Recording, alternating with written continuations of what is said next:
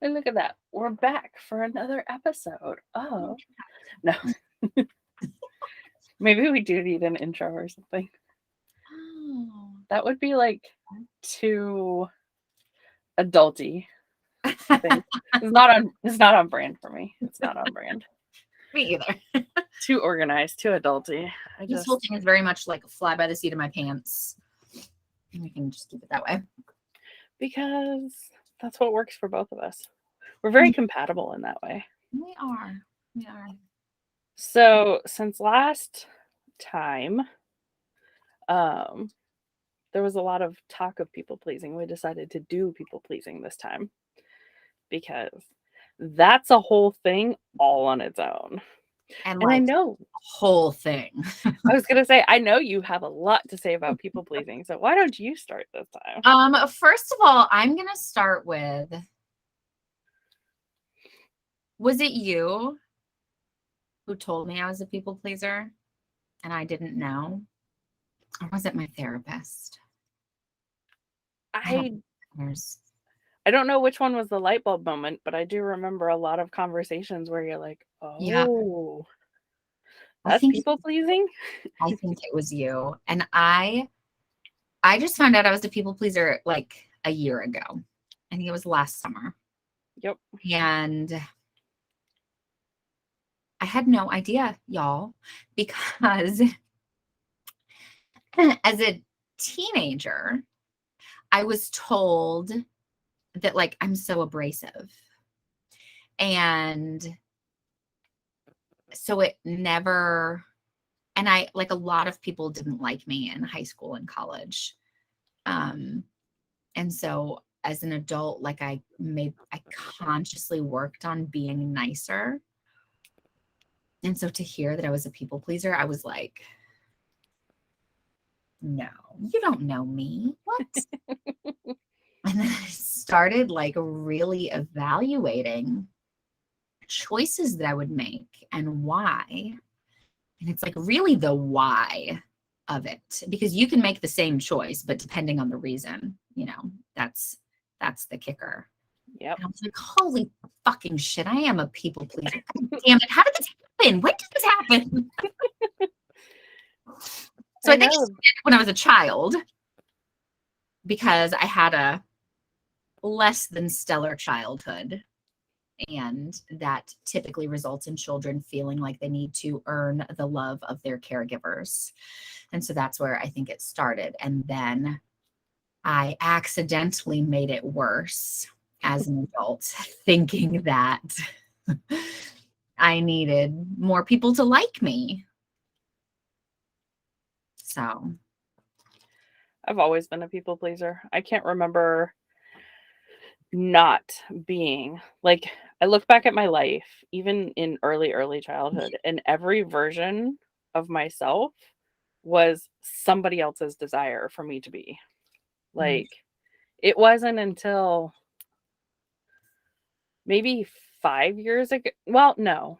When I met my husband, I opened up a lot to, figuring out who I really was. I finally completely and officially left the Catholic Church, and I was no longer living with my parents, so I wasn't trying to please them and be what they wanted me to be anymore. And my husband's upbringing kind of was the antithesis of mine. And so in a lot of our conversations, it caused me to kind of evaluate why I did the things I did and how I operated in the world.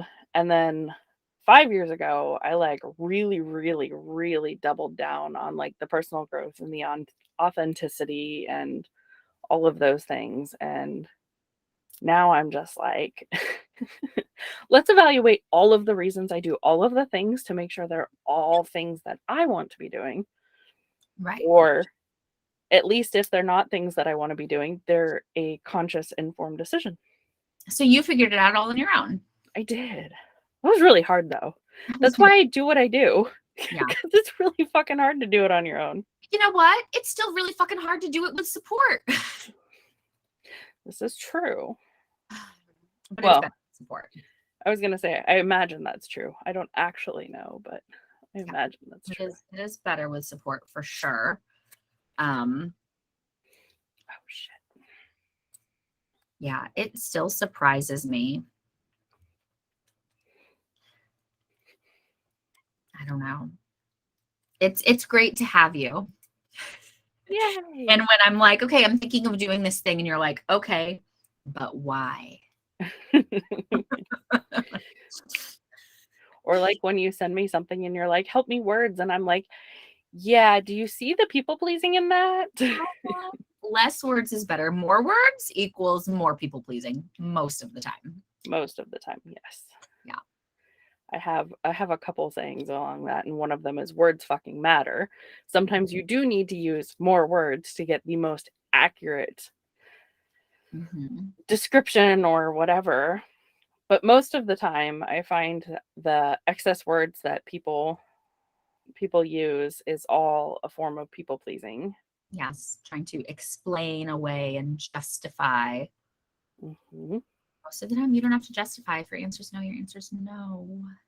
Hey, I was just telling somebody that earlier today. You don't want to. That's reason enough. Yep. Um, I kind of actually toyed with the idea of starting like a, almost a service of like, send me what you think of you want to say, and I can help you come up with the words, but like your words that convey what you want to without justifying, without people pleasing, without, because that's a lot of what I do anyway. Yes. Oh my gosh. It was the biggest for me, like just with my roommate situation and like all of the things that I was doing and saying yes to, that I was so resentful about all of it. And I didn't realize, I thought I had to do those things in order to be a good friend and be a good roommate. You know what's funny is I don't even remember like what the situation or what the scenario is, but I remember at one point, and I remember that it was in like August of last year, being like, Chastity, is that people pleasing? And you're like, wait, is it? Like, Yeah. I couldn't even tell you what it's about, but I just remember that moment. Yeah. But also like I'm really fucking proud of you because now you like identify it on your own so much easier. I do. I do. It has gotten so much easier to evaluate a situation and be like, okay, do I want to, especially like if it's something kind of helpful, like, okay, do I want to help this person because I feel like I have to in order for them to keep liking me, or I want to help this person because I care about them and I truly want to help. So why Or is it if I easier want now? to say no, if they're asking me for help, that's even bigger. If they're asking me for help and I don't want to do it, why is it so hard for me to say no? If I'm tempted to say yes, what are the reasons behind saying yes? Mhm. And you said it's easier now. So like why would you say that it's easier? Because I've had a lot of practice. I didn't like talking about like the situations and like identifying. Because it's one of those things that once you identify that you're a people pleaser, you still don't realize all of the ways that it crops up. Mhm. Pops up, pops up. I mean, I think both apply. Okay, great. Not that you need to please me by agreeing with me. However, I do care a lot about like grammar and I like to be correct. Yeah, I think it's become easier for me to identify because of practice. And it's also with time, it's become easier for me to trust myself, to know what I really want, and to believe that it's okay to put myself first. Mhm. And that like society conditions us, especially women, that in order for us to be a good mom, a good wife, a good girlfriend, a good friend, a good daughter, we have to put others' needs before our own all of the time. Mhm. Yeah, the conditioning really seriously fucks us up big time. Um, and a lot of times because even if somebody recognizes that we're people pleasing, they don't want to point it out because they benefit from it. Oh my Like, gosh. One of my a fun example I have of when I was like, I refused to be a people pleaser in this situation.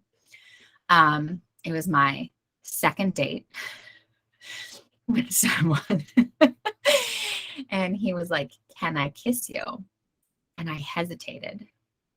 And he was like, "Okay, I'm sorry. I asked clearly. The answer is no." And I was like, "No, like I wanted to make sure that if I wanted to say yes, I was saying yes because I want to and not because I feel like it's expected of me." Um, and it's on the flip side, like I feel like a lot of times we are often conditioned to be dealing with people pleasers. Like we mhm, expect, oh, well, if I ask this question, it's going to feel too awkward and uncomfortable for them to say no. So odds are they're going to say yes. So I might as mhm, well just ask because I bet I'll get my way. And then exactly. when we don't, we're like, fuck, is there something wrong with me? No. I always say that, like, because part of being a people pleaser is not wanting to upset other people, not wanting to make other people feel bad, which is all well and good, but also a thing that I think a lot of people have a hard time understanding, and it's a lot of the work that I do with my clients, is like you can say no without being an asshole about Right. it. But Right. but the conditioning is so deep that, like, saying no is being seen as an Hmm. asshole move in and of itself. Well, And so, like, well, and also, the other part of it is too is like you can take a beat to pause and figure out where you're coming from and still say yes. You cannot want to do something and still say yes. But it needs to be an informed decision. You need to figure out where you're coming from first and foremost, and then decide what areas you want to negotiate with. So somebody asks you to do something and you were planning and spending the night watching Netflix and whatever, and they want your help moving, hmm, you know, you can go, no, I don't want to do this, but then still evaluate and be like, okay, how important is it to them to be moved out? Are they leaving a domestic violence situation or did they just wait until the last second before they actually started doing anything about it? right. You know, do they need help because somebody bailed? Do they need help because, they're unsure of doing it themselves? And in the end, it really doesn't matter what decision you make as long as the decision you make is the one you want to be making because you have put all of the thought and all of the effort into figuring out what you want and where you're willing to compromise. Right. So, In the end, you still want to be saying, like, I am making the choice to do this, not like I feel like I have to. I actually do that with my partners a lot. They ask me, especially with my husband. He still, like, out of out of everybody in my life, I think he still struggles with communication the most. And he'll tell you that it's not a big secret. Um, but he'll ask me about something and I'll say, I don't really want to, but I'm making an informed decision to say yes this time. And the flip side of that is because I've put in the thought, he can trust that I'm not going to turn around and resent him for it, that I'm not going to turn around and be like, well, you made me feel like I had to do this. You made Mhm, me feel like mhm. I couldn't say no Yeah. because I've already acknowledged that I made an informed decision. So if I have feelings about it later, that's on me. And I realized sometimes when I found myself in a situation where I was like, I feel like I have to say yes in order to be a good friend. And then I said yes, and then I was resentful about it. With those people, once I started saying no, they were okay with that. Mhm. They even at one point said, like, I'm really glad that, like, you have boundaries and you are saying no when you don't want to do it. Like, I want to be able to ask you, but I also want you to feel like you can say no and that's okay. Yeah. Yeah, I want that also. And the more we assert our boundaries and don't give in to the people pleasing, the more people trust us when we do give them answers. Right. I The mean, more, that's essentially what you were saying, but that you was want to like, believe somebody's yes, like, yes. you know. And then I think as a people pleaser, you start to question other people's yeses because you know that your yes isn't a full yes a lot of the time. Mhm. Oh, I've had more than one person get frustrated with me because they're telling me yes, but I suspect they want to be telling me no. Mhm. And yes, I am not obligated to give away my services free just because somebody doesn't have the education. But a lot of times I find myself coaching people through this. Like, do you actually want to say yes? Or are you afraid you're going to upset me? Are you afraid that you're going to, I'm going to suddenly not want to be friends with you anymore because you put a boundary in place? Mhm. Or do you feel like you don't have a good enough reason to say no? And they're like, wait, all I did was want an answer to a question or want to answer a question. Why is this happening? And I'm like, well, Turns out when you're friends with sorry, it's the price you pay. me. Sorry, not sorry. But the other end of it, though, is it does also make my relationships easier because I've established from the get go who I know is going to be a people pleaser and whose answers I can trust. Mhm. And so I am less likely to go to a people pleaser and ask for what I need, or less likely to go to them in a time where I don't feel like coaching them through. Mhm. Because it's not a one and done. There is no one and done for this ever. Right. Yeah.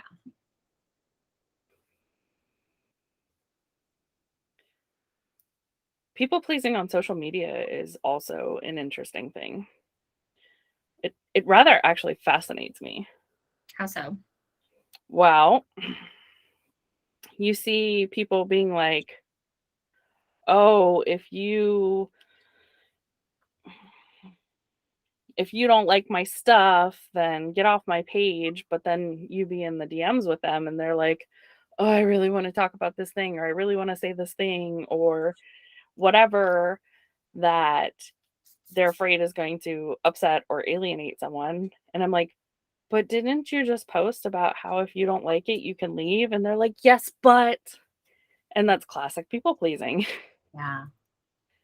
Yeah. Like, I remember when I first started out, when I left like working for someone else, before I became my own boss, really, I was in direct sales. And I remember time and time again when, the higher ups in our companies would tell us, like, if you're going to talk about your business at all, if you're going to be friends with your customers on social media, and if you're going to talk about your business at all, then I think some people said can't, some people said shouldn't talk about politics, religion, anything that's polarizing, because you don't want to push away your customers. And so I did that for a few years. And then eventually I was like, fuck that noise. I just don't want to associate with these people. yes. I'm gonna, you don't like what I have to say. I have two distinct events, ironically from the same person, of where I posted unfiltered on social media and I got reprimanded publicly in my own comments. And I'm like, this is my space. Like, not my space, but like Facebook. Right. Like, I should be able to say what I want. Like, if you don't like it, you're welcome to leave. And like that's something that I actually post on a fairly regular basis is like social media is not the be all end all of my connections. We can still be friends in real life even if you don't want to follow me on social media.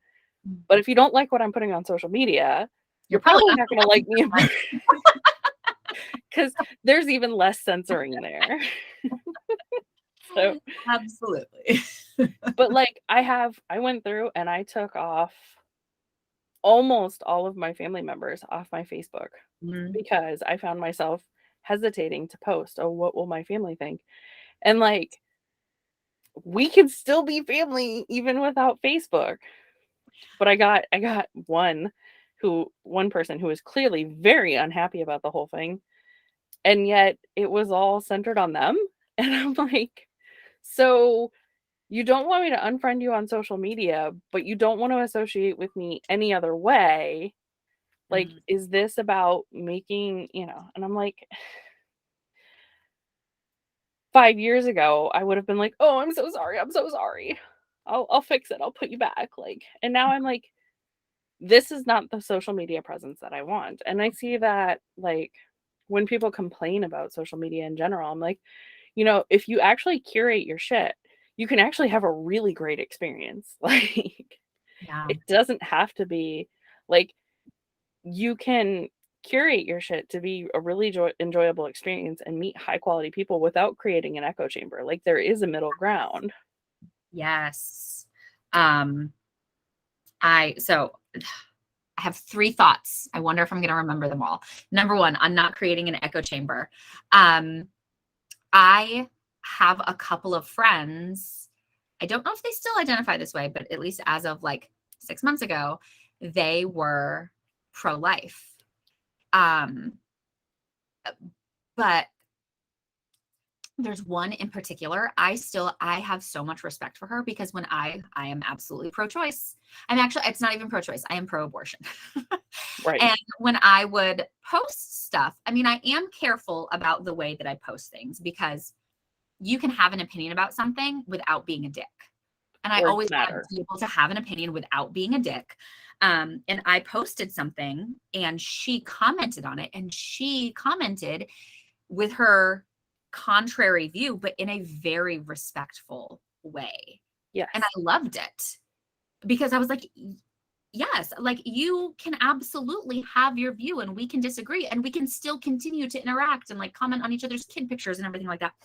And then I had another friend who has a little bit of a harder time having an opinion without being a dick, and like commented on that other person's comment and it became a whole thing. And I was like, oh, Jesus Christ. Yep. Okay, so that was the contrary opinion thing. I already forgot the second thing. that took longer to explain than I thought it was going to. Oh no, the curating. If Yes. you like curate it, an acquaintance on Facebook, she would sometimes post things and I would, sometimes there's people you're like, this is a train wreck, but I can't look away because it doesn't directly involve me, right? Like it's not about me, so it's not a huge deal.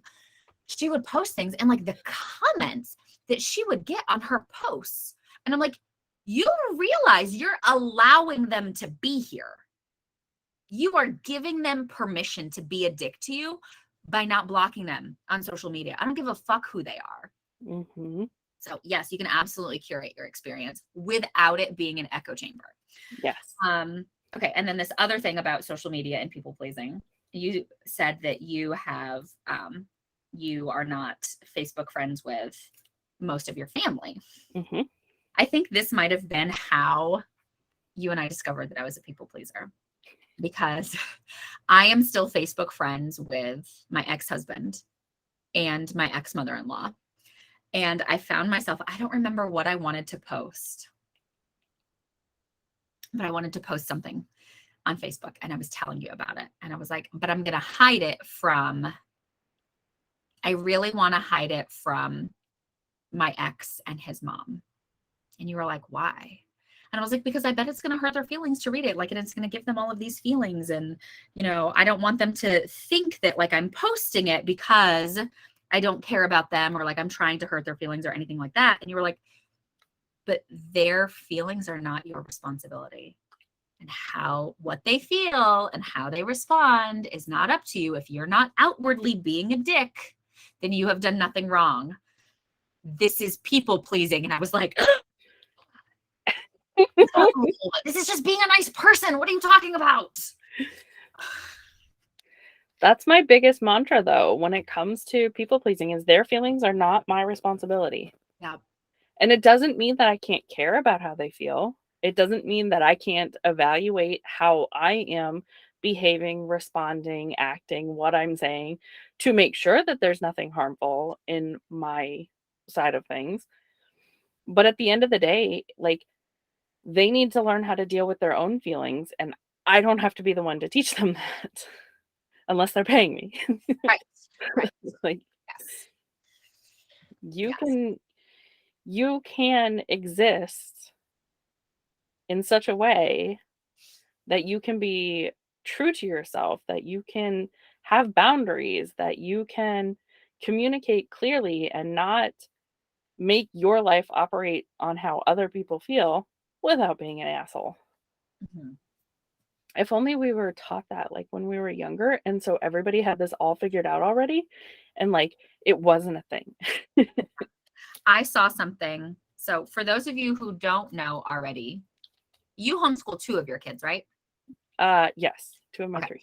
And up until recently, I also unschooled my children. I just put them in a small alternative school that is self-directed education. So it's like I'm letting somebody else unschool my children because I have ADHD and it turns out I wasn't getting shit done with them at home. Where am I going with this? Oh, so I couldn't tell you. I follow a bunch of unschooling type accounts on Instagram, and one of them had posted like, I forget. I bet I could go back and find it. Y'all don't care about like all the super details though, but it was something like talking about like, how about instead of learning this in school, insert whatever bullshit thing that we're taught that is none of us actually use in our life except for like 2% of the population. What if we learned about how to navigate healthy relationships? And like this particular post was talking about romantic relationships, but like it's really applicable to all relationships. But seriously, like the expectation in society is that once you're an adult, you're going to find your one person and you're going to fall in love and you're going to get married and you're going to be together forever. And we're not given any sort of education or framework for how those relationships should function, what healthy is and isn't, and like how to navigate conflict or anything like that. Like shit that literally, maybe not every single, but 99% of human adults deal with at some point in their life. And we're just like, fucking good luck. I feel like you must have read like this document that I wrote after I rebranded, because like all of that is in there. This was very much, I mean, I absolutely believe that. I saw this it was on Instagram on an airplane. I'm pulling up my phone now to see if I can find it because I'm not going to be able to get it out of my head. But I mean, if you look on the front page of my website, it literally says this is the shit you should have learned in school.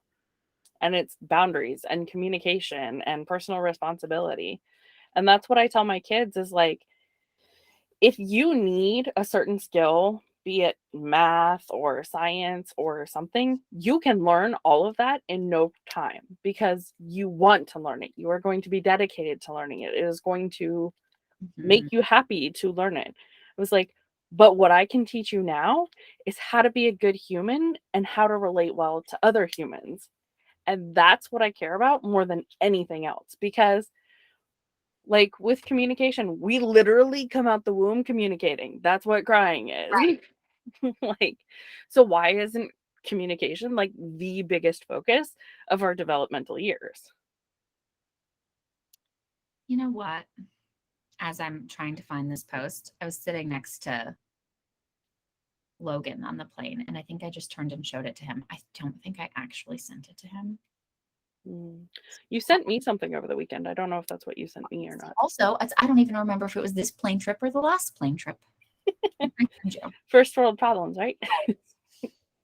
But like, that's the thing is like, and that's why like I started with relationships. Like I started as a relationship coach, but now I focus on interpersonal connections because it isn't just no matter how much we say that any type of connection you have with someone is a relationship, when I say relationships, people think romantic. Yeah. And so, like, that's Yeah. why I've really transitioned to, like, interpersonal connections. But, like, anytime you connect with another human, these skills come in handy. And we spend all day, every fucking day connecting.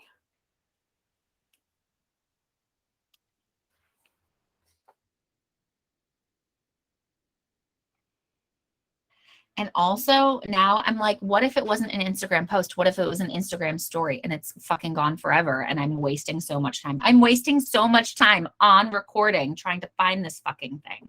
Yeah, but, like, this is realistic to us, and that's Right. what this whole thing was like, Right. Ooh. nope, the last thing that you sent me was about my toxic trait is thinking I have enough time to grab coffee real quick 2 minutes before a meeting starts. I did that with you earlier today. Yes, you did. 2 days ago. What did I do earlier today? Oh no, earlier today it was a calendar thing. Well, and just before this call, either way, you did think that you could get a drink, and you did it. and I did. I drove to the gas station, 2 gas stations to get my drink and was still on time in under 10 minutes. So proud of you. I could cry. Okay. Yeah, I think it was sadly an Instagram story. And so I'm never going to find it. Mm-hmm. I just want to point out, like, this could be like a whole ass example. So this is a normal occurrence between the two of us. One of us going down a rabbit hole to try and find something that we thought we shared that we didn't. And so, like, the people pleaser in me, not that this is annoying me, but to frame an example, if this were annoying me, the people pleaser in me from 5 years ago would just sit here and not say anything. Right. But now I could be like, hey, I really just don't want to sit here. Can we, like, can you look for that later or something? Like, we can throw it up in the comments or Yes. whatever.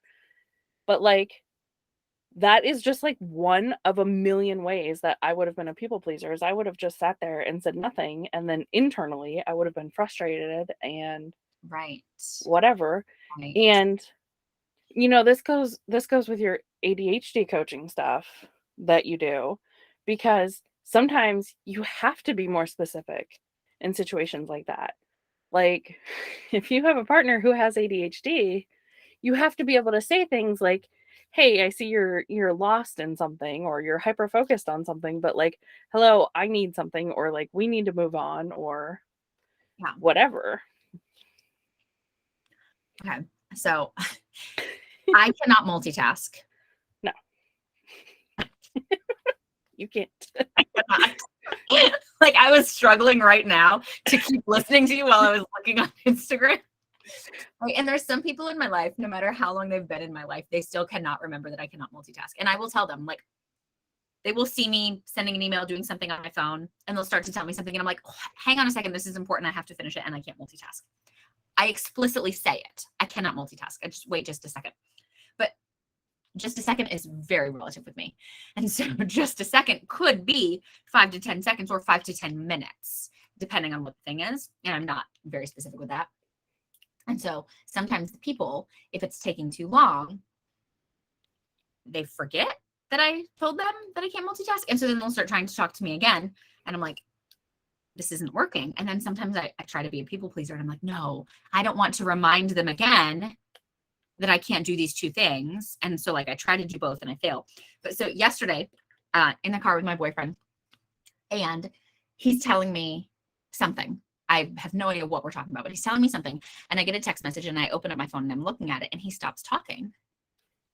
And I was like, what's wrong? What? Like, I still want to listen. He's like, I know you still want to listen, but I also know you can't multitask. Like, I didn't stop talking because I'm upset that you're doing something else. I just knew that you can't do 2 things at once. And I was like, people can learn these things. I do that. I do that with Jerry a lot too, because he's the same way. Like, if something catches he's not intentionally ignoring me, but his brain goes, oh nope, we're over here now. I did want to ask, would you like to know what I use in that situation? Yes. when people are trying to talk to me and I'm in the Oh, middle of something. uh-huh. So I changed it to be, I will let you know when I am done. Ooh. So then the responsibility is on me. Yes. And I do have a blanket statement, like with everybody, my partners, my kids, whatever. If I forget, you are absolutely welcome to come remind me. But Mhm. that sets, then I don't have to, because if I say I'll be there in a minute, then my brain starts going, well, it's been more than a minute and you haven't done it yet. And so Mhm. then I'm already losing focus from what I was trying to do Yeah. just on my own. But, Yeah. Mm. and also I kind of set the expectation too, especially with my youngest who also has ADHD. We have to work really hard to work together because our we have identical types of ADHD, so we butt heads a lot.